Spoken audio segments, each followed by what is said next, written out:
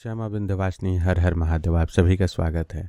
होलिका की रात्रि में किस प्रकार से हम अपने मंत्र का जाप करें कि वह मंत्र हमारे लिए परम सिद्ध हो जाए। सर्वप्रथम होलिका की रात्रि में अगर आप साबर मंत्र को सिद्ध करने जा रहे हैं, आप चाहते हैं कि साबर मंत्र जागृत हो जाए, तो सबसे पहले ध्यान रखिएगा कि ऐसा नहीं करना है कि होलिका की रात्रि में जिस मंत्र के आप जाप करने जा रहे हो पहले उसका कभी आपने जाप ही ना किया हो, उसका फिर कोई विशेष लाभ नहीं मिलने वाला। साबर मंत्र कंठस्थ हो, पहले से उस मंत्र का आप जाप करते आ रहे हो। हालांकि गुरुमुख से प्राप्त साबर मंत्र सर्वसमर्थ सिद्ध होता है, और अगर उस मंत्र को होलिका की रात्रि में पुनः पुरस्करण कर लिया जाए, जागृत कर लिया जाए, तो वह अमोघ हो जाता है। लेकिन आप स्वयं से किसी भी माध्यम से, चाहे वो इंटरनेट हो, यूट्यूब, फेसबुक हो, या किसी ग्रंथ के माध्यम से किसी मंत्र को ले रहे हैं और अपने कार्य के लिए, अपने रक्षा के लिए, अपने उन्नति के लिए, कल्याण के निमित्त उस मंत्र को सिद्ध करना चाहते हैं, तो सबसे पहले ध्यान रखिए कि होलिका से कम 4 दिन 5 दिन पहले या एकादशी से कम उस मंत्र का आप एक माला जाप शुरू कर दीजिए। एक निर्धारित समय पे जाप करने की विधि उस मंत्र के देवता के सक्षमता के अनुसार, स्वरूप के अनुसार हो। यानी कि देव कौन से हैं, अगर उग्र देव हैं जैसे भगवती काली हैं तो लाल वस्त्र रखें, हनुमान जी हैं तो लाल या पीला वस्त्र रखें, भगवती पीताम्बरा हैं तो पीला वस्त्र रखें, भैरव जी हैं तो पीला वस्त्र या लाल वस्त्र रखें। आसन आपका कंबल का हो या फिर कुशा का हो। दिशा सदैव पूर्व या उत्तर ही रखें। अखंड एक सामान्य एक ज्योत जरूर प्रज्वलित हो जिस समय तक आप जाप करें। माला रुद्राक्ष की सर्वोत्तम होती है। भगवती साबरी जो जगदम्बा भगवती दुर्गा जी का एक स्वरूप है, भगवती पार्वती और भगवान शिव का जो किरातेश्वर अवतार है उस समय का वह स्वरूप है, उनका स्मरण अवश्य किया करें। अपने कुल देवी देवताओं का, स्थान देवी देवताओं का स्मरण करते हुए तत्पश्चात उस साबर मंत्र की कम से कम एक माले, एक आवृत्ति जरूर करें।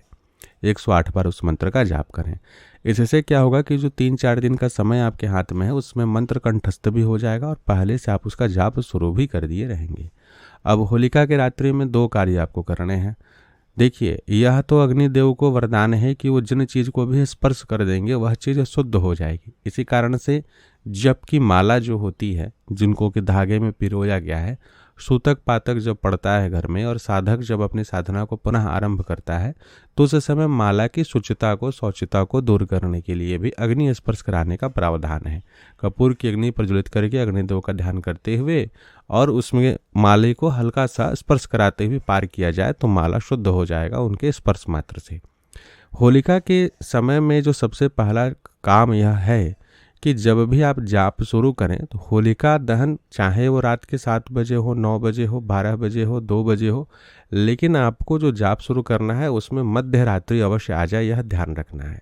होलिका का समय, जिस समय भी वो होलिका दहन हो रहा है, आपके घर के आसपास में जो भी वहाँ के नियम के अनुसार जो समय चुना गया है, तो उस समय में भी आपको जाप करना है।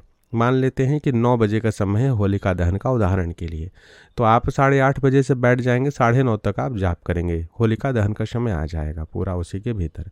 अगर किसी मंदिर प्रांगण में या किसी अच्छे स्थान पर होलिका दहन के निमित्त पूरी व्यवस्था की गई हो, तो होलिका दहन के समक्ष बैठ करके कुछ दूर में, जहाँ पर से लोग आपको देख ना सके, थोड़े किनारे में बैठ करके वहाँ आप अगर साबर मंत्र को जागृत करने के लिए मंत्र का जाप करते हैं पूरी होलिका दहन के समय तक, जैसे 9 बजे का है तो 8:30 से लेकर 9:30-10 बजे तक आप बैठ करके जाप करते रहेंगे। जब तक होलिका की अग्नि प्रज्वलित है तब तक अगर आप बैठ करके जाप करते रहेंगे, उसमें अब आपको माला में गिनती की आवश्यकता नहीं, कितना माला हुआ, चाहे वो 1 माला हो, 10 माला हो या 100 माला हो, अगर आप जाप करते रह जाते हैं तो मंत्र की क्षमता है उसमें अतिशय वृद्धि हो जाती है और वो अमोघ हो जाता है आपके लिए।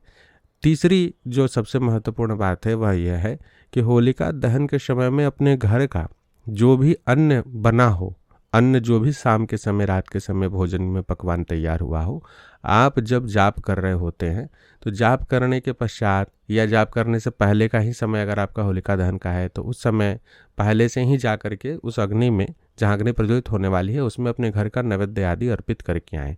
होलिका अग्नि को अवश्य ही घर का नैवेद्य अर्पित करना चाहिए। जो जप करता है, यानी जो जाप करने वाले साधक हैं, अगर वे अपने हाथ से हविष्यान्न आदि को ले जा करके वहाँ पे प्रदान करते हैं और तत्पश्चात जब होलिका दहन का समय होता है और वहाँ बैठ के जाप करते हैं, तो मंत्र जो होता है वो पौष्टिक हो जाता है और पुष्टता को बढ़ाने वाला होता है। यानी कि आपके घर में उस मंत्र में जैसे बहुत से ऐसे, जैसे कि आपकी शमशान कालिका का मंत्र है, रक्षा काली के बहुत से ऐसे शमशानिक स्वरूपों के मंत्र हैं, शमशान चंडिका का मंत्र है। लोग उग्रता में ऐसे मंत्रों को सिद्ध करते हैं शत्रु को परास्त करने के लिए। तो साबर के ऐसे मंत्रों को अगर सिद्ध करने से शरीर में रुग्णता आती है। यह कहा गया है कि शरीर से जो भगवती श्री हैं उन तत्वों का ह्रास हानि होता है। यह ध्यान रखिएगा। शमशान काली आदि और जितनी भी उग्रात्मक शक्तियां हैं, शमशान से संबंधित मशानी शक्तियां हैं, अगर उनके साबर मंत्र को बिना सही विधि विधान के अगर कहा जाए तो कुछ ना कुछ कमी है। आप गृहस्थ हैं और वैसे मंत्रों को अगर जागृत कर रहे हैं तो अलक्ष्मी के स्वरूप को धारण करने वाली या वैसे तत्व को धारण करने वाली जितनी महाशक्तियां हैं, उनकी योगिनियाँ हैं, जिनकी शक्तियाँ उस मंत्र में विराजमान है, क्योंकि उसमें दुहाई लग रहा है, किसी को कुछ बोला जा रहा है, तो उसके कारण से बहुत बार जो है श्री की हानि भी होती है। यह सत्य है। जो लोग प्रैक्टिकली इन सब कार्यों को कर रहे हैं वो समझेंगे। जिनके लिए केवल सुनने का विषय है वो तो कुछ भी बोल सकते हैं, उनके लिए भाई कुछ बोला ही नहीं जा सकता। लेकिन यह सत्य बात है। अघोर काली का मंत्र हुआ, अघोर काली का साबर मंत्र हुआ, शमशान मंत्र हुआ। तो इन सभी साबर मंत्रों को, शमशानिक साबर मंत्रों को जब सिद्ध करते हैं तो अनेक प्रकार की रुग्णता और अलक्ष्मी का वास शरीर में होने लगता है, जिससे धन हानि आदि होती है। तो अगर आप होलिका के समय में घर से बने हुए अन्न को आप उस होलिकाग्नि में डालते हैं, उनको समर्पित करते हैं और फिर इस मंत्र का जाप करते हैं, तो एक यह जो तिर्यक प्रभाव पड़ता है उग्रात्मक मंत्रों के जाप से, वो नहीं पड़ेगा। यानी कि आपको कभी अन्न से संबंधित कष्ट नहीं होगा, धन की इतनी हानि नहीं होगी, श्री विहीनता नहीं होगी, विपन्नता नहीं आएगी, क्योंकि आप एक पावक अग्नि के स्वरूप को, ऐसे अग्नि को संतुष्ट कर रहे हैं और उनके समक्ष बैठ करके उस मंत्र का जाप कर रहे हैं, जो कि आपको स्त्री को भी बढ़ाने वाली होती है, नारायणी स्वरूप नहीं होती है। एक तो यह विषय हो गया।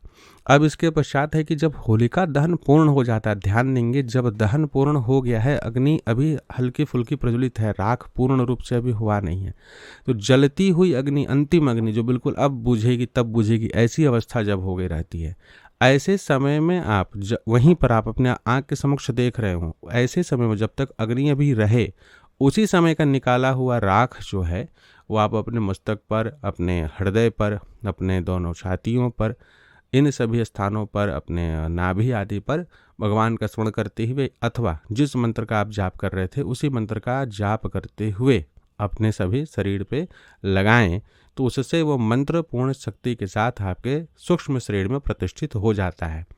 ध्यान दीजिएगा कि अग्नि जब तक वहाँ उपस्थित है तभी तक वहाँ पर दिव्यता है। अग्नि खत्म हुई और अगर वहाँ पर लोग अपने घर के उतारे ले जा कर किसी को डालते ही हैं, डालना ही है, आपको भी डालना है, बहुत सारे लोग डालते हैं, तो दिव्य अग्नि तो सभी को शुद्ध कर देंगे। लेकिन बहुत से ऐसे टोटके होते हैं जो अग्नि बुझ जाने के बाद लोग वहाँ करते हैं। वैसे कुछ विद्वेषण क्रियाएं होती हैं, कोई ला करके कुछ उतारा करके जाता है, कोई अपने घर की अलाय बला ला के बैठा जाता है। तो जब अग्नि शांत हो गई और आप देखे नहीं थे और शांत हुई अग्नि के भस्म को आप निकालेंगे और वहाँ पे कोई अपना कुछ रख करके चला गया है, वो आपके शरीर में लग गई, तो लेने के देने पड़ जाएंगे। तो ऐसा नहीं करना है।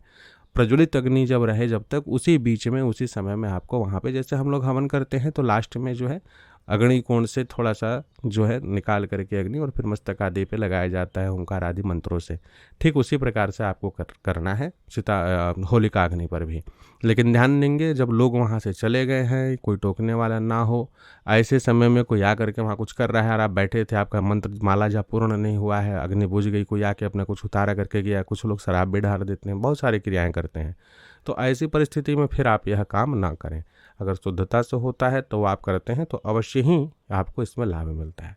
तो यह दिव्य कुछ प्रयोग और प्रकार है जिससे कि आपके मंत्र अति समर्थशाली हो जाते हैं। आप इनका लाभ उठाएं। साथ बने रहें। जय मां विंध्यवासिनी। हर हर महादेव।